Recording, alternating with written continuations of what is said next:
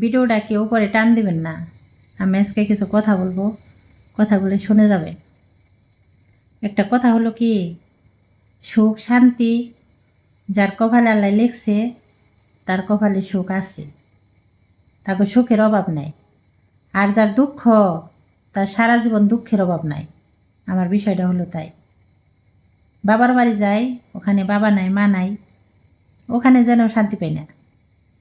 বাসা বাড়ি থাকি, চাকরি বাকরি করি, এখানেও শান্তি নাই। কে শালা টিকটক করি, টিকটক করে দেখে মানুষে ভালো চোখে দেখে না।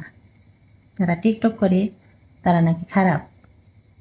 তাই আমার সাথে এই বাসায় ওই বাসায় মানুষ আছে, পাশের রুমের লোক আছে, তারা আমার সাথে কথা বলে না।